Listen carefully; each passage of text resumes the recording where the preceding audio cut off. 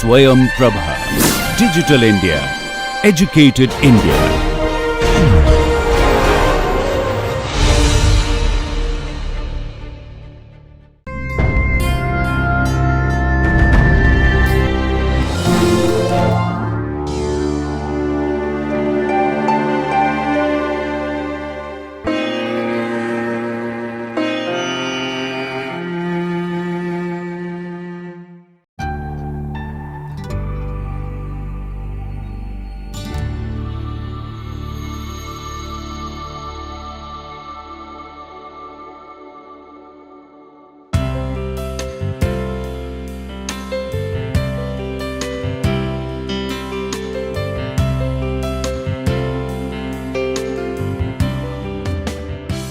Hello everyone. Today we will conclude our discussion of effective mass, and if time permits we will start the discussion of density of states in solids, particularly in electronic devices. So let me quickly review what we have been discussing so far.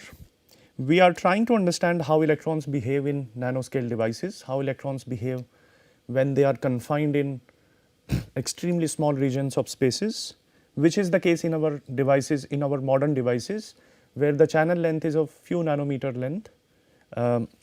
And in order to understand that, we started the discussion on electrons in a 1D solid. And in order to understand the behavior of electrons in a 1D solid, we need to solve the Schrodinger equation in a 1D solid, and that is done by using the so called Kronig-Penney model. This is also known as KP model. Using KP model and by invoking Bloch's theorem, we deduce that in solids electrons can occupy certain ranges of energies. So, this is the energy axis, and electrons can occupy certain energy ranges, and there are certain ranges which the electrons cannot occupy. So, the allowed electronic energy states are known as the energy bands, and the disallowed energy range is known as the band gap. And this is what we deduced from our mathematical and graphical analysis of the solution of KP model basically. In this figure, we analyze the relationship between energy and crystal momentum K, the so called EK relationship for solids. EK relationship for solids. What we see here is that there are two ways of representing EK relationship. One is the so called reduced zone representation, and in which we plot E values corresponding to the K values in the range of minus pi by a plus b to plus pi by a plus b. So, as we saw during our discussion of Bloch's theorem, we concluded that all possible or the complete set of K values lie in the range of 2 pi by period of the potential profile, and here the period of the potential profile was a plus b. So, the complete set of distinct K values lie in the range from minus pi by a plus b to plus pi by a plus b, and when we plot EK relationship in this range 2 pi by a plus b range, this representation is known as the reduced zone representation of the solids. But we also saw that if we add 2 pi by a plus b to any K value, that will give the same wave function. So, we can equivalently have an extended zone representation in which K values are continuously increasing, and we are seeing energy as a function of K when K values are continuously increasing. So, these two are equivalent way of representing the EK relationship, and various in this case these allowed values of energies. So, for example, this range, this is the EK plot, this is a part of EK plot So, what it signifies is that this range of energies electrons can take, and the corresponding k values will be these. So, corresponding to this point we will have the k value to be this. Okay. So, this is known as one electron band, and corresponding to a band the set of k values is known as Brillouin zones. So, this is why this also we can also find out Brillouin zones from the Ek relationship. This can be easily visualized in case of 1D particles. In case of 2D and 3D particle, 2D and 3D solids, in case of 1D solids it can be easily graphically analyzed, but in case of 2D and 3D solids the visualization becomes difficult because the plot Ek plot becomes 3D and 4D actually. So, for 2D solids Ek plot is 3D, and for 3D solids it is 4D. So, this visualization becomes difficult. So, that is why we are trying to understand these concepts in 1D case, so that the understanding or the visualization is simpler and we can grasp as many concepts as possible. So, this is about the bands and Brillouin zones. One more thing here that we need to notice is that between two bands, so this is one band and this is another band. Similarly, we will have another band possibly like this, another band will be like this. Okay. So, the band which is the highest occupied band, or the band up to which electrons exist in a solid, is known as generally known as the valence band. So, in this case if electrons are taking energy for example up to this value, which means that at T equal to 0 Kelvin all the electronic states up to this energy value are filled. So, this band will be known as the valence band, and the band just above this band will be known as the conduction band.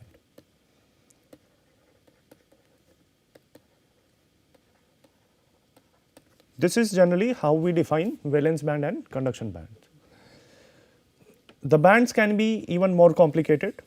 Sometimes there might be overlapping bands. We can have Ek relationship in which two bands might be like this, which means that the Ek relationship, the E and K values which satisfy the chronic penny constraint, or which give a valid Schrodinger equation solution, they can give rise to Ek values which can have a plot like this.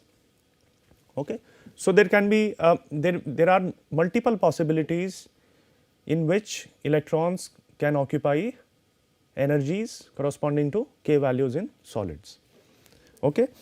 After this idea we discussed the idea of effective mass, and the notion of effective mass comes from the fact that the solution of Schrodinger equation is done for a given value of E, and we have a certain value of k for which we analyze the wave functions, for which we obtain the wave functions. So, in a way in Schrodinger equation solutions we get fixed k values and fixed E values, and because of the Heisenberg's uncertainty principle, when the energy is fixed the time evolution will be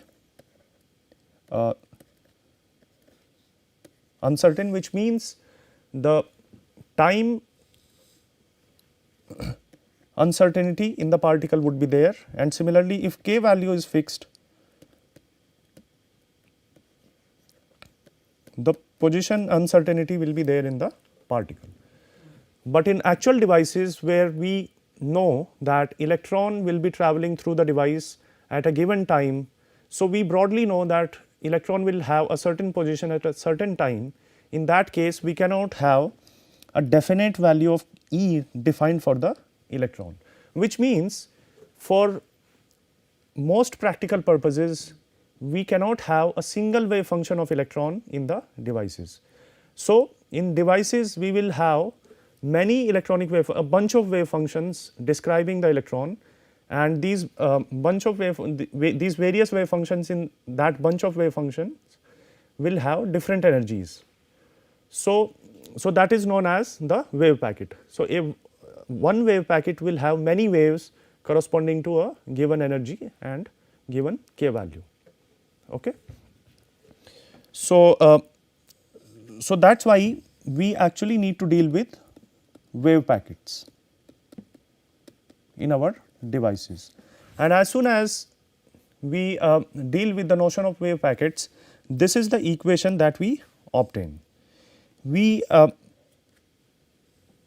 obtain a relationship between an applied force and a parameter m star and Vg, where Vg is the group velocity of the wave packet.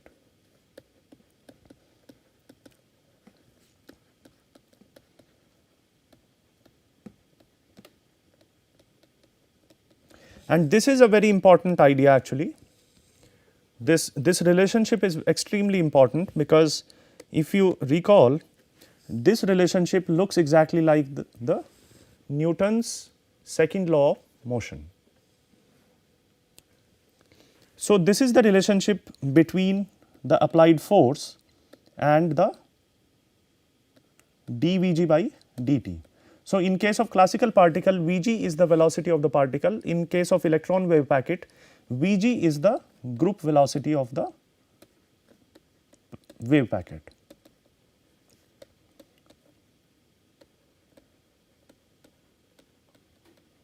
And m star is defined in this way. M star is by drawing parallels between this equation and Newton's second law of motion. M star is known as the effective mass of electron, or we can also say this is the effective mass of the electron wave packet.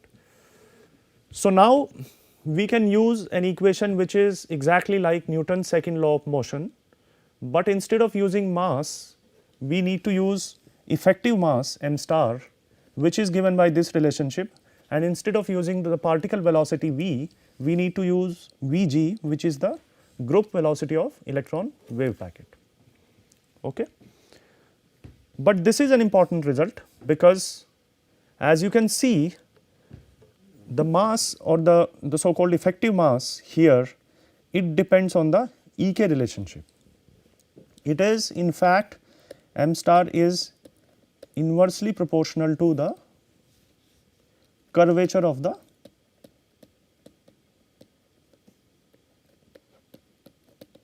Ek plot. So d2E by dk square is the curvature of Ek plot. So the effective mass of electronic wave packet is inversely proportional to the curvature of the Ek diagram for an electron in solids. The advantage of having this kind of equation is that now we can treat electron almost like a classical particle, but the mass will be taken as the effective mass, which we need to draw from Ek plot, and the Ek plot comes from the quantum mechanical solution, and the velocity we need to take as the group velocity of wave packet instead of the velocity of a particle. Okay. So in a way, the quantum mechanics which is encapsulated in the Ek plots is captured by the effective mass of the electron. Okay. So this equation F equals m star dVg by dt is very useful, because now the quantum mechanical nature of electron, the quantum mechanical nature and crystalline potential, this periodic potential due to crystal, due to the solid, this can be captured in the idea of the effective mass and the group velocity of electron. Okay. So as you might have already seen that in many, you might have already come across some books on this idea already, where they do not deal with quantum mechanics directly. Instead, they define effective mass and the group velocity, and they start the analysis of electronic devices from this point by considering the electron as a classical particle, but by instead of using electronic mass, they use effective mass, and that is a valid, actually that is a fairly good treatment of electrons. So, this is an extremely useful equation in electronic analysis, because we cannot always solve Schrodinger equation for electrons in solids. That is extremely difficult job. So, that is why having this idea of effective mass, this sort of helps us analyze electronic behavior in devices to a great extent. So, now we will see what are the implications of this equation. The first implication is that now the electron can be considered as a quasi classical particle, and there is an interesting scenario which can arise, which actually arises in many solids. So, for example, if a solid has EK relationship in which the EK plots are like this. So, we have the EK relationship in which there are two curves very close to each other, but these curves have different curvature, so to say. So, let us say this is curve A, this is curve B, and if we just focus on the bottom of this band, these are two bands essentially. So, if we focus on the bottom of these bands, and if we try to calculate the effective mass of electrons at the bottom of these bands, we see from this equation that m star is inversely proportional to the curvature. And as you might have already guessed, the curvature of this plot A, is less as compared to the curvature of plot B.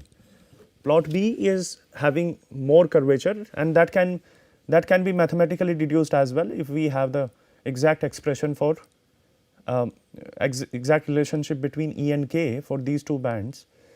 The curvature, or d2E by dk square for B, would be more as compared to curvature of plot A, which means the effective mass of electrons at the bottom of band A will be more than effective mass of electrons at the bottom of band B, because the curvature of A is less, effective mass would be more. Curvature of B is more, effective mass would be less as compared to A. So, electrons behave differently in these two different bands, although their energies are quite similar. So, the energy of electron at the bottom of band A and the energy of electron at the bottom of band B is almost the same, it is very close, they are very close to each other, but they behave differently when a force is applied on the system. Electron A behaves as a heavy particle, and electron B behave as a, or electrons in B behave as light particles. Okay. So, this is one interesting observation that we can deduce from the notion of effective mass and EK plots. Second thing is, as you have seen in for example, in the EK relationship for solids, you have seen that generally the bands take this kind of shape. So, the bands in a 1D solid, they take this kind of a shape.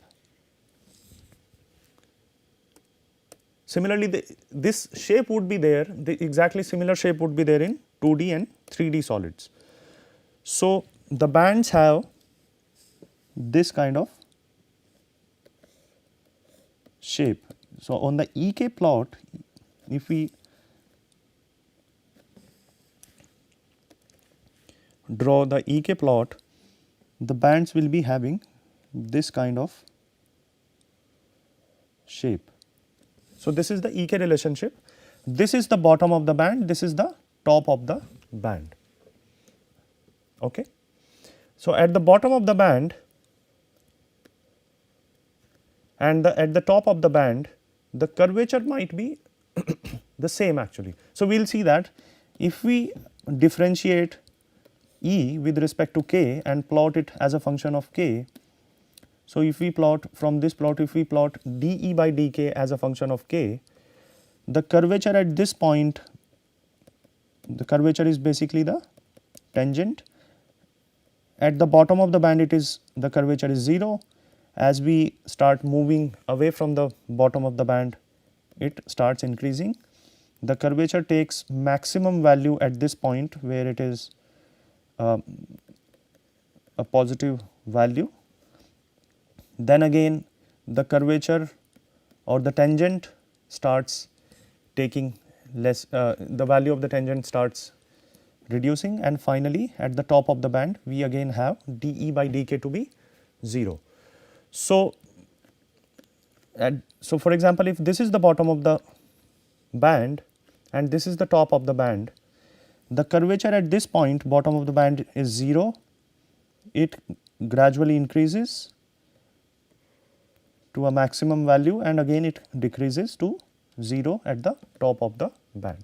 So, the curvature at bottom is 0, top is 0, and in between it gradually increases to a maximum value and again goes to 0 as we approach the top of the band. So, for this Ek relationship, this is the relationship between dE by dk, and using the same logic, if we plot d2E by dk square, which means the relationship between the curvature of this plot as a function of k. So, d2E by dk square is the curvature of this plot. So, if this is the bottom of the band, this is the top of the band, the curvature here, as you can see, curvature is tangent, it is positive. The curvature, the value of the curvature, the value of the gradient of this plot starts reducing. At this point the value of the gradient tends to 0. After this point the gradient starts becoming negative, and at this point it takes even more negative value. So, the gradient of this plot, which will be the curvature of Ek plot, is first positive, then it decreases, goes to 0, and then it becomes negative and then goes to a more negative value. So, this d2E by dk plot will be, first it is positive, in the middle it goes to 0 and then it becomes a negative value, something like this. And as you have already guessed, effective mass is inversely proportional to the curvature. So, at the bottom of the band curvature is positive, at the top of the band the curvature is negative.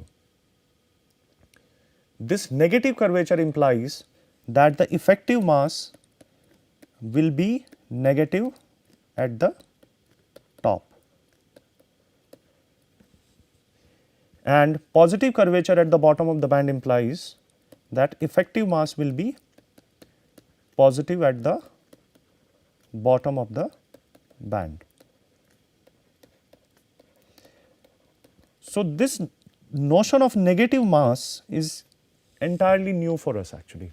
In classical mechanics we cannot have negative mass for a particle, but in actual solids at the top of the band, when we apply a force, electrons behave as if they are having a negative mass. And what does that mean? Electrons accelerate in opposite direction to a classical particle. Electrons will accelerate in, electron will move in a direction opposite to the direction of a classical particle. Had the classical particle been in the same situation, now the electron moves in opposite direction to that. So, this is an entirely quantum mechanical idea. This comes from the Ek plot, which basically comes from the solution of the Schrodinger equation, that electrons behave as if they are having a negative effective mass, and that is a very important result. And the notion of holes in solids, in semiconductors, that essentially comes from this analysis. Okay. So, that is why this idea of effective mass is extremely useful, because by defining effective mass we can do away with our quantum mechanical analysis. We can avoid doing quantum mechanics for the device, at least for the transport, and but at the same time this idea results in such kind of implications where the electron's effective mass can be negative and it can behave a particle, it can behave like a particle which is opposite to a classical particle, which moves opposite to a classical particle in same situation. And that is why, and that is where this idea of holes come from in solid state devices. So, this is broadly what the idea of effective mass is. A last point in this notion is that we cannot always use the idea of effective mass, or we cannot always use this equation for our analysis. There are certain constraints or certain conditions in which this equation or the idea of effective mass can be used to analyze electrons behavior in solids. And one of these things is that effective mass should not be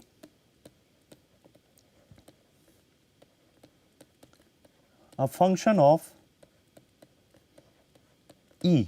So, for example, in a certain EK regime, if effective mass is a function of E, in that case this idea cannot be used properly, because then it will give rise to many complications in calculation. So, if effective mass changes with E, then this equation will not be very useful, because it again we will need to go back to the EK plots, and ultimately we would need to do the quantum mechanical calculations for the device.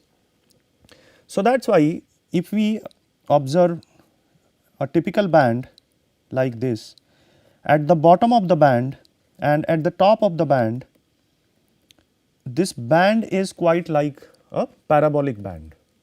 So, this is as you might have already observed also in the EK plot for 1D solid, this is the typical band structure that we see, and just at the bottom of the band and just at the top of the band, this band structure can be approximated by a parabola. So, at the bottom of the band and at the top of the band, it can be approximated by a parabola. And what is the advantage of parabolic approximation? So, if the bands can be approximated by a parabola in a certain regime, so for example, at this k value, if we can assume that, or if we can approximate the bands to be parabola, which means the relationship between E and K is square relationship, and there would be a constant, let us say P here. In that case, d to E by dk square would be constant. So, in those regimes of EK plot where the plot can be approximated by a parabola, there the effective mass is independent of energy, the effective mass is constant, and in those regimes, if electrons are having those energies and k values, E and k values, in that case this equation can be directly used, and the idea of effective mass is highly applicable and highly useful and simple as well. So, these are few things that we need to keep in mind. This is these two things, differential masses of electrons and even the negative mass of electron, this comes from the idea of effective mass, and here we talked about the applicability of the idea of effective mass and this equation of motion when a force is applied to a system. So, this basically concludes our discussion on the effective mass and electronics equation of motion in actual solids, which we started with our discussion of quantum mechanics. So we have discussed basic postulates of quantum mechanics. We have discussed how electrons behave when electrons are confined in a certain regime of space. We've then discussed how electrons behave in 1D solids, and in that discussion the idea of bands and band gaps that naturally comes up. We also analyzed Bloch's theorem, which is an extremely important theorem in solid state physics. Then we saw how we can sort of deduce the idea of effective mass from that analysis, which is a very simple concept, but which also encapsulates the quantum mechanical nature and the crystalline potential of the solids. So we don't need to worry about the periodic potential of crystals and quantum mechanical nature of electrons if the effective mass of the electrons is properly defined in a device. Okay. So all this discussion was done in order to understand the transport of electrons in devices and in order to understand the idea of density of states in the devices. So you might recall from one of our earlier classes, if this is a two terminal device, in a two terminal device where we have a source, a drain and a channel region, and generally the source is grounded, we apply a positive voltage on the drain and a flow of electrons start in the device. The electrons start moving from source to drain basically. So in this in these kind of devices, so this is the outline of the device, modern devices. In these devices, the source and the drain regions are still bulk material, like the material that used to be there, that have, in other words, that have macroscopic dimensions, and the channel is now mesoscopic or nanoscopic.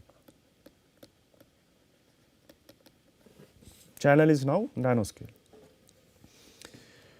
So the electronic concentration in source and drain, this can be easily defined by defining the Fermi function, by the Fermi function in source and drains. But the electronic distribution in channel can be understood from the idea of density of states, because in a small region electrons cannot occupy a continuous energy, electrons cannot take continuous energy values, electrons will have discrete energy values, and moreover in solids we have seen that there may be bands and band gaps in the solids.